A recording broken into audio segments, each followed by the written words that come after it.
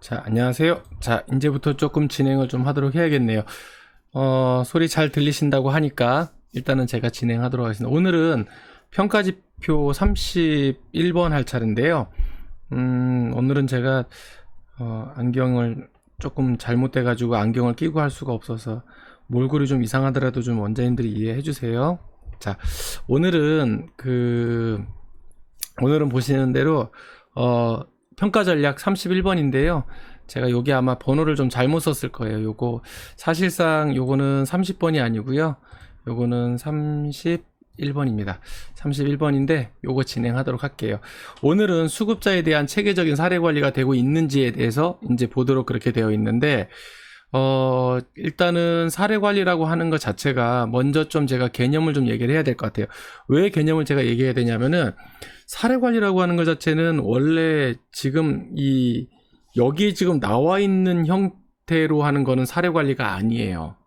이 사례 관리를 전문적으로 하시는 분들한테 과연 이게 사례 관리인가 라고 물어봤을 때 허허라는 얘기를 하게 될 거예요. 왜 허허라고 얘기를 하게 되냐면 원래 사례 관리는 최소한 6개월 동안 이분에 대한 그 문제점이 발견된 거를 가지고 프로그램도 적용을 해보고 이런 방법도 해보고 해서 거기서 계속 바꾸고 가서 하는 거거든요. 그래서 처음에는 이분에 대해서 우리가 문제가 뭔지 문제를 먼저 발견을 하겠죠. 그렇죠? 문제를 발견하죠. 자, 문제 발견합니다. 그리고 나서는 어떻게 될까요? 문제가 발견을 했으면은 사정을 해야 돼요. 우리가 흔히 말하면 어시스먼트라고 얘기하죠. 사정을 합니다. 사정을 하게 되면 그 다음 어떻게 세요? 예, 계획을 세우죠. 계획을 세워서 그 다음 어떻게 하죠? 실행을 하죠. 실행을 합니다.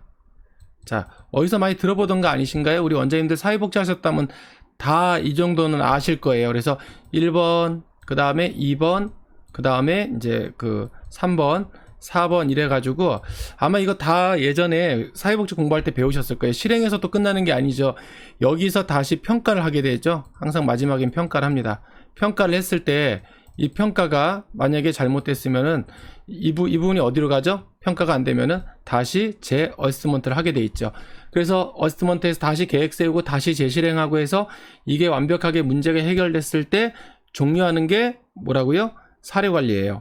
근데 여기서 지금 이야기하는 건 사례 관리라고 볼 수가 없어요. 그냥 어르신의 문제점이 생기면은 그 문제점을 어떻게 할 것인가 라고 하는 거를 같이 고민해보고 그냥 어르신의 욕구를 대충 채워주는 그런 형태밖에 되질 않아요. 왜냐면 여기서 여기까지 진행되는 과정이 총 최소한 얼마요? 예, 6개월에 걸쳐서 보통 하게 되거든요. 저는 이제 일본에서 지금 하고 있는 사례 관리에 대한 부분들을 이제 배워왔기 때문에 이걸 제가 사례 관리라는 거를 얘기를 듣고 나서 이게 사례 관리야? 라는 생각을 한 적이 굉장히 많아요. 이거는 사례 관리 아닌데 원장님들 할 때는 사례 관리할 때는 좀 편하시겠죠. 근데 실질적으로 제가 봤을 땐 이건 사례 관리가 아니라고 보거든요. 그래서 보통 이제 사례 관리나 뭐 이런 것들 저희가 하게 되면은 이거는 사례 관리라고 보기에는 조금 곤란하고요. 그래서 실질적으로 뭐 사례 관리 지침이나 뭐 회의록이나 뭐 이런 것들 쭉 보면 나오겠지만 저희 거 예전에 지금 거 아니에요. 아주 예전에 저희가 사례 관리를 하고 했던 내용들을 한번 잠깐 보여드리도록 할게요. 왜냐면 이게 사례 관리가 아니기 때문에 그래요. 간혹 옛날에 원장님들 많이 썼던 게 아마 요런 형태일 거예요. 한번 제가 보여드릴게요. 영상을 통해서 먼저 원장님들이 사례 관리를 아셔야 돼서 보통 이제 이런 식으로 보통 해가지고 보통 사례 관리 다 이렇게 하잖아요. 그죠? 이런 식으로 다 하셨죠? 이게 사례 관리인 줄 아세요, 사람들이. 이게 사례 관리 아니거든요, 사실은. 그래서 실질적으로 사례 관리는 어떤 걸 사례 관리라고 하냐면 제가 이제 한번 보여드릴 텐데요. 요게 사례 관리예요. 요렇게. 여기 보면 사례 관리 보고서거든요. 그래서 실질적으로 거기에 대한 부분들, 그 다음에 가족사항 들어가야 되고, 그 다음에 가족에 대한 배경이 들어가야 되고, 입소 상담 경로라든지 사례라든지 뭐 사유라든지 입소 희망 기간이라든지 그 다음에 인테이크에 대한 부분들, 그 다음에 제시된 욕구, 어시스먼트 된 내용들, 그 다음에 가족력에 대한 거. 그래서 가계도가 그려져 가지고 이렇게 나와야 돼요. 가계도가 그려져서 나와야 되고 이런 식으로 생태도가 나와야 되고 면접 기록. 그래서 몇 번에 걸쳐서 이 사람하고 이 어르신하고 우리가 어떤 면접을 어떻게 하고 그래서 실질적으로 이 사람이 필요한 게 뭔지를 아까 얘기했던 거, 의료적인 거, 심리 정서적인 문제, 역할 수행의 문제, 요런 내용들을 다 같이 보고 나서 사례 관리를 하는 거예요. 원래는. 그래서 클라이언트의 어떤 외향이나 인지나 행동에 대한 거, 또 클라이언트에 대한 심리나 정서에 대한 거, 또 역할 수행상의 문제가 됐던 것들이 어떤 것인 거에 대한 이 사정을 여기서 하도록 돼 있어요. 그럼 이걸 하게 되면 계획을 세우죠. 그래서 1차적으로 의료적인 문제, 정서 심리적인 문제, 그 다음에 역할 수행의 문제, 이런 것들을 가지고 다 이렇게 문제 욕구에 대한 거, 이런 식으로 일반 목표, 하위 목표 다 잡아야 돼요. 그 개입은 언제부터 언제까지 해야 되고, 뭐 이런 것들. 그래서 이때 사회복지사의 역할, 요양보호사의 역할, 이런 거를 다 해서 나와야 되거든요. 요게 이제 6월달 보고서인데요. 이제 저희가 했던 6월달 보고서예요. 이 보고서에서 끝나는 게 아니라 이게 끝나면 거기에 대한 결과 평가도 같이 나와야 되거든요. 그래서 사례 관리라고 하는 거는 사실 이런 게 사례 관리라고 하는 거를 전제로 우리 원장님들이 조금 알고 접근을 좀 하시면은 굉장히 좋을 것 같습니다. 자, 그러면 이제 우리 여기 그 공단에서 평가 때 보고 있는 사례 관리는 어떤 것인가? 그냥 딸랑 종이 한 장짜리였죠. 그 전까지는. 근데 이제는 그렇지가 않습니다. 지난 2018년부터 평가에 대한 부분들이 굉장히 조금 까다로워졌다면 까다로워진 거고, 모든 것이 그 사례 관리를 통해서 선정이 되고, 왜 선정이 됐는지, 어떤 결과를 가지고 왔는지를 가지고 반드시 급여 제공 계획서나 급여 제공 기록지에 반영이 되어 있을 때 이게 인정이 된다는 거죠. 자, 보시면은 제일 먼저 여기서 핵심적으로 우리가 체크해야 될 것은 수급자의 욕구의 문제를 해결하고자 수급자의 특성이 반영된 급여 제공을 위해서 체계적으로 관리하는지를 평가한다고 되어 있거든요. 그럼 체계적으로 관리하는지 안 하는지에 대해서는 우리가 이제 하나하나 보도록 할 거예요. 먼저는 사례 관리 회의를 주기적으로 실시하는지를 보게 됩니다. 그래서 일단 실질적으로 이게 얼마나 우리가 흔히 말하면 입소에 있는 인원들이 몇 명이냐에 따라서 사실은 그 규모가 틀려요. 그래서 보시면 알겠지만 제일 중요한 거는 우리가 일지를 작성할 때는 그 날짜, 그 다음에 수급자명, 왜 선정을 했는지, 그 다음에 회의 내용이 뭔지, 결과가 뭐고, 참석자는 누구였는지를 보게 되는데요. 일자를 중요하게 보는 얘기는 뭘까요? 주기적으로 하는지를 보기 위해서요. 분기인지, 반기인지, 월인지, 이런 걸 보기 위한 거겠죠. 그 다음에 뭐 수급자 영은 당연한 거고, 그리고 왜 이분이 사례관리 대상자로 선정이 됐는지, 그 다음에 이제 하나가 뭐냐면 회의 내용이 뭐고, 그 결과가 무엇인지, 이렇게 이제 보도록 돼 있죠. 이때 이제 우리가 참석하는 참석자는 직종별로 급여 제공을 하는 직원들이 각 한 명인데요. 이때 각 한 명이라고 하는 거는 그냥 너도 나도 다 한 명이 아니고요. 우리는 그냥 인원이 우리는 선생님들이 잘 모이기가 힘드니까 요양보호 선생님들 다 모여, 이거 안 된다고요. 어떻게 해요? 각 직종별로 반드시 한 명 이상 참석을 해야 됩니다. 그래서 공생 같은 경우는 좀 쉽겠죠. 간호조무사, 시설장, 그 다음에 요양보호사, 이렇게 세 직종이 참석을 하면 되겠죠. 그 다음에 시설 같은 경우 어떻게 될까요? 30인 미만 같은 경우에는 사회복지사, 시설장, 간호조무사, 요양보호사, 이렇게 네 사람이 참석을 하면 되겠죠. 그 다음에 이제 다시 또 넘어가서 이제 우리가 흔히 말하면 30인 이상에 있는 시설 같은 경우 어떻게 될까요? 물리치료사가 들어가야 돼요. 그래서 각 직종별로 하나씩 들어가도록 돼 있죠, 일단은. 자, 그래서 보게 되면 급여 제공 직원이 한 명씩 들어가기 때문에 각 직종별로 한 명씩 들어가야 돼요. 흔히 말하면 우리가 직접 인력이라고 하는 분들이 다 들어가야 되겠죠. 자, 그 다음에 이제 사례 관리 회의를 하는데, 이때 이제 그 중요한 게 뭐냐면, 실시하는 주기가 그 규모에 따라 틀리다는 거죠. 그래서 어떻게 틀리죠? 30인 이상인 경우에는 월 1회입니다. 그러니까 월 1회니까 굉장히 바쁠 거예요. 그러니까 이렇게 사례 관리를 하는 경우는 거의 없어요. 실질적으로. 이거는 사례 관리라고 보기엔 너무 힘들어요. 어떻게 이렇게 많은 문제, 제가 여기서 지금 화면을 이쪽에 했는데 이걸 조금 치워볼게요. 이렇게. 자, 보시면은 나오잖아요.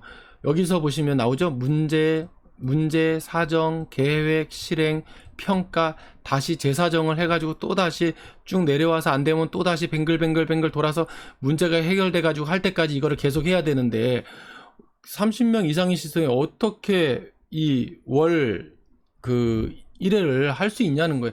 사실 말이 안 되는 사례 관리예요.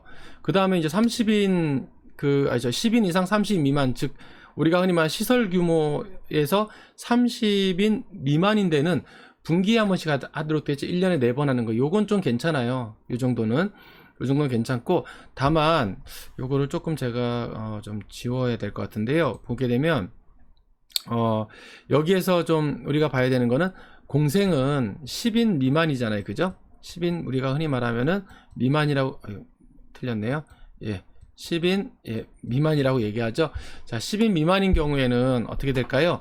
보시면 잘 아시겠지만 10인 미만이라면 공생을 얘기하겠죠. 그래서 공생은 반기에 한 번, 1년에 2회, 2회만 하면은 문제가 없습니다. 그렇기 때문에 실질적으로 분기 정도 가지고 해서 어르신하고 3개월 동안 한번 프로그램을 진행해보고 어르신 변화가, 상태 변화가 어떻게 있는지를 조금 이렇게 보고 가면은 참 좋은데, 문제는 지금 30인 이상 시설 같은 경우에는 어르신이 많다고 하는 전제하에 저만큼 1월 한 번씩 하라고 하는데, 이거는 좀 너무 무리한 부분이에요. 앞으로 바뀌어야 될 부분이고, 이런 식으로 하기에는 조금, 이거는 너무 사회복지를 모르는 사람들이 이거를 만들지 않았나라는 생각이 들어요. 사회복지 알면 이렇게 할 수가 없죠.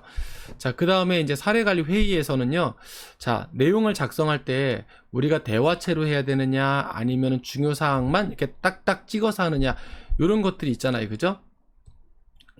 좀 불편하시니까 제가 다시 옮길게요.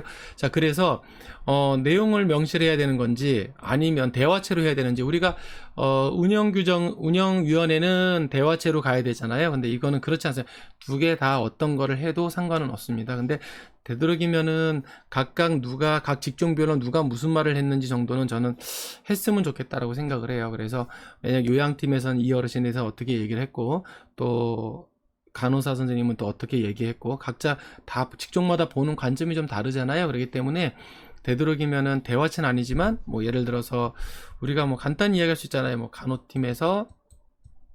파트에서는 뭐라고 얘기했는지 이렇게 써주시고, 그 다음에 사회복지 파트, 그래서 복지 파트에서는 거기에 대해서 뭐라고 했는지 이렇게 써주시고, 이러면은 조금 더 이 평가하시는 분들이 그래도 뭔가 조금 최선을 다하려고 노력했다는 거 정도는 충분히 아마 아실 것 같아요. 그래서 이렇게 기록하는 거는 어떤 형태든 뭐 이런 식으로 하든 이런 식으로 하는 상관이 없어요. 그리고 수급자의 욕구를 충족하고 문제 해결을 위한 방안을 반드시 논의를 해야 인정을 합니다.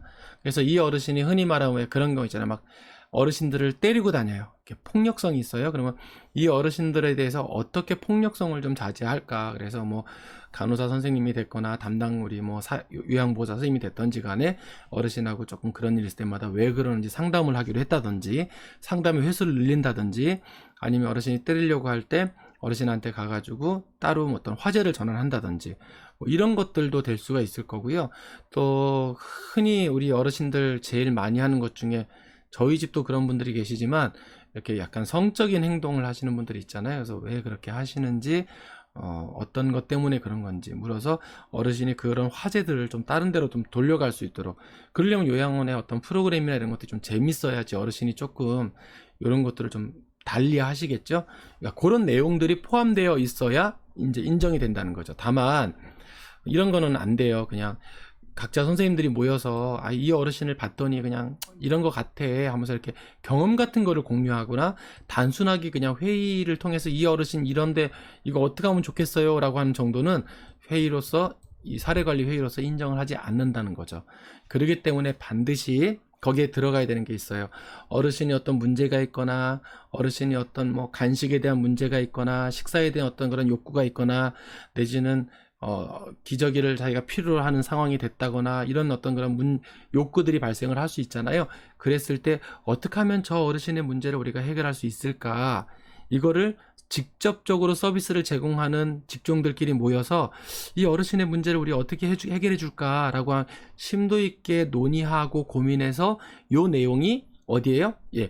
기록지에, 그러니까 흔히 말하는 회의록에 그대로 반영이 되어 있어야 돼요. 자, 그렇게 하면 일단은 회의를 하고 소집하고 문서를 작성하고 이런 거는 문제가 없으시겠죠?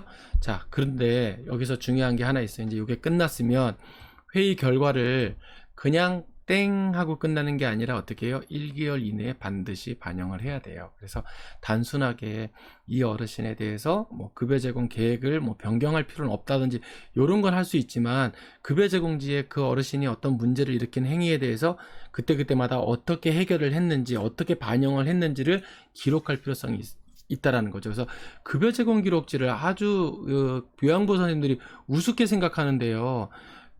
급여 제공 기록지는 무조건 다 채워야 됩니다.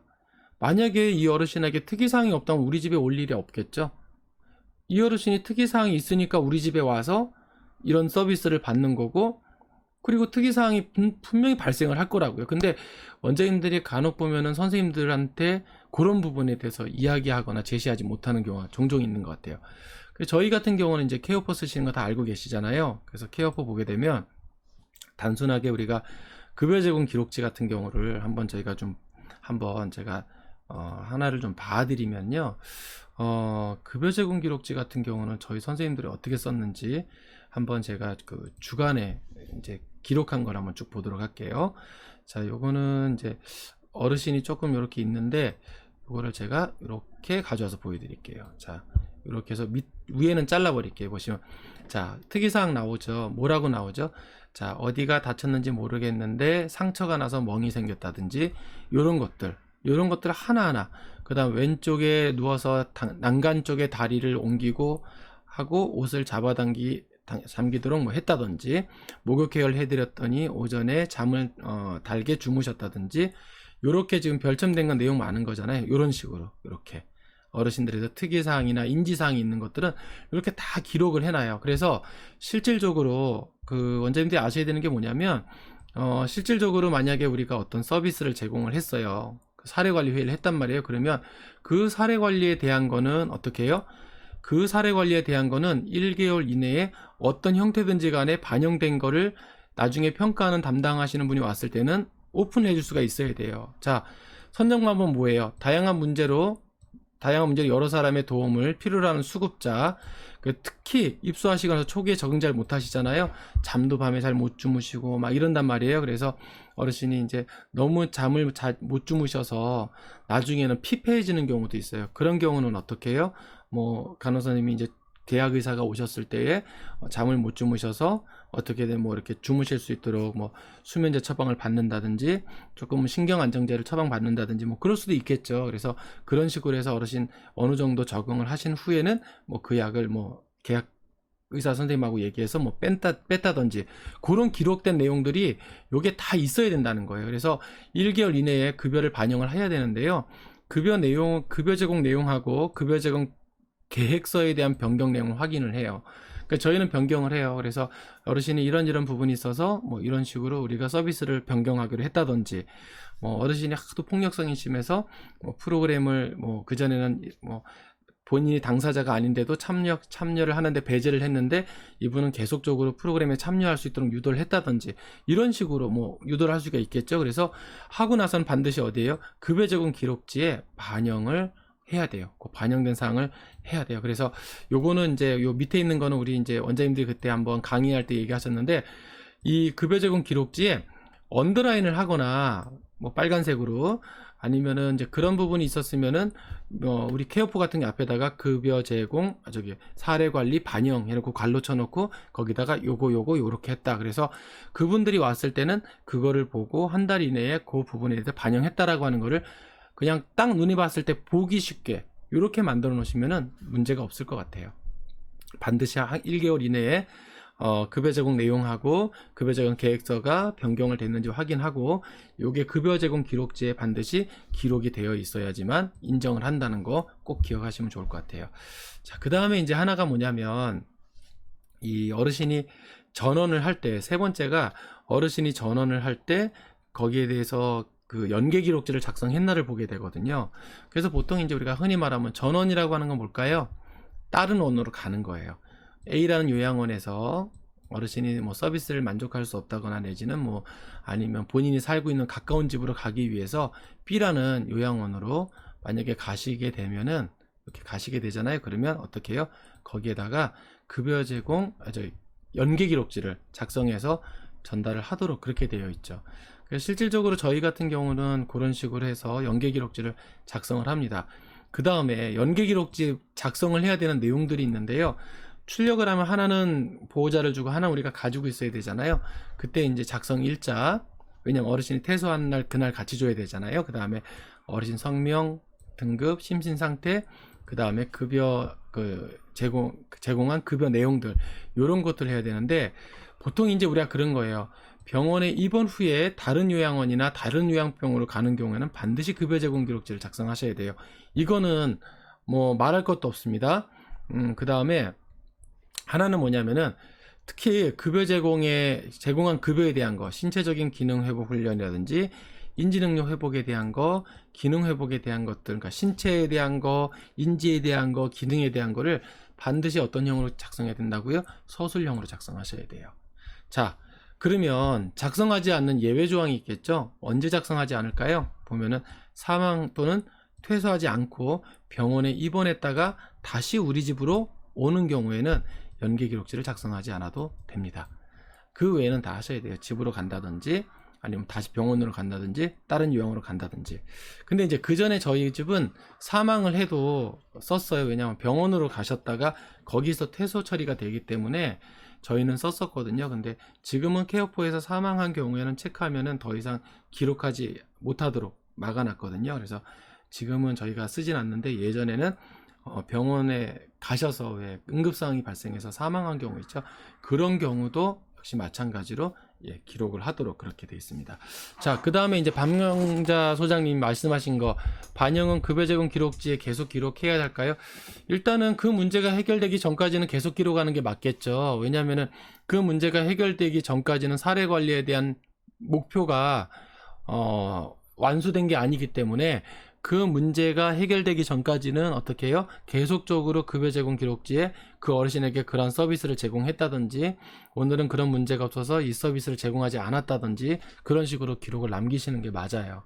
그렇게 해야 나중에 선생님들도 찾기가 쉽고, 안 그러면은 이게 찾는 게 너무 어려워서 좀 힘드실 거예요. 예. 비급여 대상자는 해당이 없어요. 원장님, 원래 비급여 대상자는 원래는 급여 제공 기록지도 작성 안 해도 원래는 되거든요. 근데 나중에 혹시나 사고가 있거나 문제가 생기면 혹시라도 우리 원에 어떤 그 불이익이 올 수 있기 때문에 비급여라고 할지라도 이제 작성을 해서 주게 되는데, 원래 비급여는 공단으로부터 돈을 받는 게 아니기 때문에 어떤 행위나 어떤 걸 해도 이분은 상관이 없는데, 이제 어떤 경우냐면 이런 경우예요. 뭐가 있냐면은 왜 원장님 그런 거 있잖아요. 갑자기 현조사 나왔거나 아니면은 뭐 그날 뭐 우리가 흔히 말 가감산을 돌렸는데 이게 맞지 않다든지 그렇게 했을 때는 그런 것들이 조금 있으면은 아무래도 우리의 어떤 입장을 변호하고 대변할 수가 있겠죠. 그래서 저는 비급여 대상자는 원칙은 안 하는 게 맞지만, 개인적으로 저는 조금 우리 원장님들이 하셨으면 좋겠다라고 저는 생각을 해요. 그래서 꼭 할 수만 있으면은 그냥 다 원칙대로 하시는 게 제가 볼 때는 제일 좋습니다. 그 다음에 이제 다른 건데요. 요거는 이제 Q&A를 통해서 본 사례 관리예요. 그래서 이게 어떻게 되는지를 이제 그 Q&A를 통해서 이제 많이 물어봤는데요. 사례 관리 회의를 하죠. 그 결과에 1년 이내에 반영할 때 급여 변경서만 있으면 되는 건지, 아니면 급여 변경을 통해서 급여 계획을 다시 세워야 되는지, 요게 좀 헷갈리시죠? 그죠? 그래서 보시면은 이렇게 돼 있어요. 급여 반영 여부는 급여 계획 변경 여부 또는 실제 변경된 내용의 서비스가 제공이 되었는지를 급여 내용 제공을 확인하여 평가한다고 돼 있잖아요. 말 되게 어렵죠, 이게요. 그러니까 또는이잖아요. 그러니까 급여 계획을 변경할 정도라면 당연히 급여 계획서를 변경을 해서 변경된 대로 그 서비스를 제공하고 있는지 보겠지만, 이런 거 있잖아요. 왜 어르신이 단순하게 이렇게 죽식인데 뭐 일정한 기간 동안만 밥인데 일반식인데 죽식으로 좀 이렇게 해야 되는 경우 있죠. 그런 경우는 우리가 급여 제공 기록지에만 남겨도 크게 문제가 없다고 저는 생각이 들고요. 그 다음에 그 사례 회의에 대한 결과, 급여 변경이 아닌 다른 방식, 뭐 서류나 사진 같은 거 이런 거 있잖아요.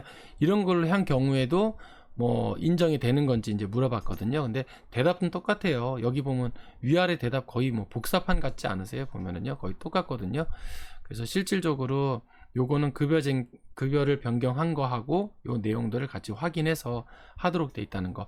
그 다음에 사례관리 지표에서 사례관리 대상자 중 급여 변경이 필요하지 않는 대상자를 사례관리 회의를 해도 될까요? 말이 안 되죠. 문제가 없는데 뭐하러 그분을 선정해요. 그 자체가 말이 안 되죠. 그래서 여기서도 답변을 하셨어요. 뭐라고 답변을 하셨냐면, 사례관리 대상자는 다양한 문제나 욕구가 있는 도움을 필요로 하는 수급자입니다. 그렇기 때문에 급여 변경이 필요하지 않은 수급자라면 굳이 사례관리할 필요가 있겠어? 이렇게 지금 얘기하거든요. 그러니까 여기 지금 보시면 아까 여기 1번하고 그 다음에 여기 2번 있죠? 이 얘기는 뭘까요? 급여 제공에 대한 변경을 해서 반영을 하시라는 게 저는 개인적으로 평가할 때 맞다라고 저는 생각을 해요. 자, 거의 제가 이 평가 사례 관리에 대한 건 했는데 이거 2점짜리죠. 제가 알기로는 2점짜리일 거예요. 2점짜리인데 요거 그렇게 어렵지 않거든요. 그래서 원장님이 조금만 잘 하시면은 충분히 요 2점도 우리가 딸 수 있거든요. 그래서 조금만 신경 쓰시면 되고요. 사례 관리 회의나 이런 거 자료 혹시 필요하게 되면은 제가 저희 걸 조금 지워서라도 좀 올리던지 그렇게 하도록 할게요.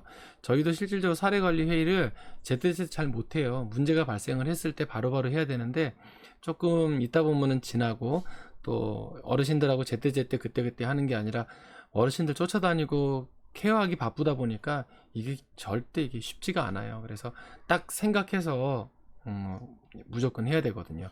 주간보호도 마찬가지예요. 에덴 원장님. 주간보호도 똑같습니다. 주간보호도 사례관리회의 하도록 되어 있는데, 주간보호는 사례관리회의가 조금 달라요. 이거하고 요번에 제가 확인한 바로는 주간보호는 조금 제가 달랐던 걸로 제가 이해를 하거든요. 그래서 제가 한번 자료를 지금 주간보호과 한번 제가 한번 확인해서 지금 알려드릴게요. 왜냐면 지금 여기 우리가 하는 거는 시설만 제가 하고 있는데 그 주간보호 평가 매뉴얼에 보시면은 내용이 조금 다르게 나와 있는 게 있어서 제가 그거는 지금 자료가 지금 확인이 되면 제가 바로 알려드리고요. 지금 만약에 오늘 자료가 지금 제가 가지고 있는 자료가 혹시라도 없으면은 평가자로 제가 옛날에 받아놓은 게 있는데 요번에 주간보호 평가 때문에 제가 좀 자료를 받아놓은 게 있었거든요. 그래서 만약에 그 평가가 받아놓은 게 있으면 제가 지금 설명을 드리고, 안 그러면은 제가 다음번에 설명을 좀 드려야 될 것 같아요. 왜냐면은 그게 약간 실질적으로 좀 달라요. 시설하고 주간보하고 좀 달라서 조금 그거는 제가 자료를 한번 보면서 같이 해야 되거든요. 그래서 제가 조금 제가 지금 한번 확인해 보고 없으면 제가 다음에 할 때 한번 보도록 할게요. 지금 봐서는 11년도 평가 매뉴얼하고 그 다음에 2021년도 평가 답인도 하고, 그리고 지금 그거는 제가 안 가지고 있어서 요거는 제가 다음에 해드릴게요. 자, 그 다음에 이문영 시설장님이 욕구 쪽뿐만 아니라 예를 들어서 병원에 어떻게 주셨냐면 제가 여기다가 좀 써서 보여드리도록 할게요. 왜냐면은 이거 다 같이 보시는 게 좋을 것 같아서요. 왜냐면 원장님들 이렇게 보시면은 좀 좋은 질문들이 있을 때는 좀 이거를 좀 같이 봤으면 좋겠다라고 하는 것들이 있어서 제가 같이 한번 이거를 좀 해서 같이 한번 보도록 할게요. 제가 요거 해서 같이 좀 보도록 할게요. 지금 이문영 원장님이 지금 요렇게 지금 질문을 주셨거든요. 뭐냐면 욕구 쪽뿐만 아니라 예를 들어서 병원에서 치료가 필요한 일이 있을 시에 사례관리 회의를 하고 보호자와 논의해서 병원치를 받은 후에 결과 표시를 하면 해당이 되는 건지요? 라고 돼 있잖아요. 이문영 시설장님, 이거는 우리 원에서만 하는 거를 얘기하는 거예요. 그래서 저거 병원 치료가 필요했다 그러면은 그거는 우리가 사례관리 대상이 될 수는 있어요. 우리가 봤을 때 좀 문제가 되니까. 그래서 사례관리 회의하고 병원으로 갔다라고 하는 것까지만 기록하면은 우리는 끝나요. 더 이상 안 해도 돼요. 그래서 할 수도 있고 이건 안 할 수도 있는 거예요. 그거는 좀 선택해서 하시면 되는데, 인정이 되느냐 안 되느냐가 중요하잖아요. 예, 인정됩니다. 요거는. 그 다음에 은혜채 원장님 말씀하신 거, 입소하셨다가 퇴소하셨다가 다시 재입소하시면 이거는 조금 같이 볼게요. 보시면 입소하셨죠. 먼저 입소하셨어요. 그 다음에 퇴소하셨다가 다시 재입소하잖아요. 일단은 그러니까 입원하셨다가 입원한 상태에서 퇴소를 하신 거잖아요. 그러면 그거는 연계기록지 작성하셔야 돼요. 그리고 나서 이건 재입소가 아니라 그냥 이거는 그냥 입소예요. 다시 퇴소를 했기 때문에 우리하고는 더 이상 끝난 거거든요. 그렇기 때문에 병원에 입원하셨다가 퇴소하실 때 우리가 여태까지 했던 거 작성해서 그 보호자한테 전달해 주셔야 돼요. 그렇게 하면 됩니다. 다른 건 또 없으시나요? 혹시? 다른 거 있을까요? 예. 다른 거 없으면은 제가 다음 거 넘어가서 설명드리도록 할게요. 요거는 오늘 얘기하는 거는 노인 인권에 대한 팁입니다. 예전에 이거 아마 이 장면을 보신 분들이 좀 많으실 거예요. 왜냐면은 이게 우리가 지금 현재 그 1년에 한 번씩 받아야 되는 인권 교육 있잖아요. 그거 지금 여기 올라와 있는 거거든요. 그래서 원장님이 자꾸 저한테 이제 가장 많이 물어보시는 것 중에 하나가 뭐냐면 그거예요. 과연 어르신을 묶어도 됩니까 안 됩니까? 자꾸 이제 그 우주복 입혀도 됩니까 안 됩니까? 이거를 제가 여러 번 말씀을 드렸는데도 항상 저한테 물어보시는데 여기 보면은 나오죠. 시설에서 생활하는 치매 어르신에게 일시적인 신체 제한이 허용되는 경우가 아닌 것은 이라고 돼 있잖아요. 그래서 이건 뭐냐면은 치매 환자인 경우에는 신체적 제한이 없다. 이제 아닌 경우잖아요. 그죠? 근데 보면은 딱 나와 있죠. 증상 완화의 목적으로 불가피한 경우인데 그럼 우리가 판단하는 게 아니에요. 이거는. 왜냐면은 제가 여기서 지금 이야기하려고 하는 게 우리 지금 노인인권 받는 요 내용이 지금 보시면 알겠지만 틀렸다는 거예요. 정답이. 저는 뭐 한 번에 정답 맞춰서 동그라미 됐잖아요. 근데 이게 정답이 아니라고 저는요. 실질적으로 원장님들은 우리가 쓸 때 2번인을 정답으로 선택을 하는 건 맞지만 이게 정답이 아니라고요. 왜 그럴까요? 이유는 간단해요. 증상 완화를 목적으로 불가피한 경우. 여기 병원 아니거든요. 여기는 아셔야 되는 게 병원이 우리는 아니에요. 우린 뭐예요? 복지 뭐죠? 시설이에요. 우리는 복지시설이라고 여기서요. 복지시설에서 어르신들의 신체를 무조건 우리가 제한하는 거는 불법입니다. 그러니까 이런 그 영상을 찍는 사람조차도 내지는 이 교재조차도 이거에 대한 정확한 명확한 기준이 없는 거예요. 만약에 이거 우리가 했다고 해보세요. 이거 노인 학대로 안 걸릴 것 같으세요? 걸려요. 100% 걸려요. 그렇기 때문에 우리가 할 수 있는 거는 뭐예요? 생활 노인 또는 종사자 등의 생명이나 신체 위험을 초래할 가능성이 있는 경우에 칼 들고 휘두를 때는 당연히 막아야 되잖아요.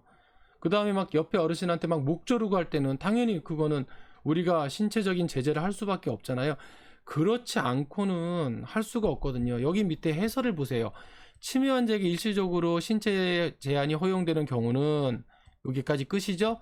자, 생활노인의 생명에 신체 위험을 초래할 가능성이 있는 경우 여기 증상 완화 불가피하게 신체 제한을 했을 경우 이거 했다가는 나중에 우리 다 잡혀갑니다. 이 자체가 잘못된 거예요. 어떻게 사회복지하는 사람이 증상 완화라고 얘기하면서 그 증상 완화라고 하는 기준이 어디냐는 거예요. 여기는 치료를 하러 온 데가 아니에요. 근데 자꾸 저거를 잘못 알고 계시거든요. 우린 치료하는 기관이 아니고요. 우리는 어르신한테 돌봄 서비스를 제공하기 때문에 증상 완화라고 하는 것 자체가 뭐가 있을까요? 없어요. 그걸 할 수 있는 게. 그 다음 또 하나 뭐냐면 대체할 만한 다른 방법이나 수발 방법이 없는 경우, 그쵸? 요거는 요거랑 같이 연결된 거죠. 또한 뭐예요? 시설에서 생활하는 노인이 어떤 경우라도 신체의 제한을 받지 않을 권리가 있다라고 돼 있잖아. 이렇게 얘기해놓고 여기다가 이거 얘기를 하잖아요. 그럼 결론은 뭐예요? 신체 제재를 하라 하지 마라 못한다는 얘기예요. 어느 때만 하라고요? 생명과 신체에 누구에게 어르신이나 종사자에게 초래할 가능성이 있는 경우만 신체 제재를 하라는 거예요. 그렇지 않고는 신체 제재는 절대로 해서는 안 되는 겁니다. 오늘은 제가 여기까지 마무리를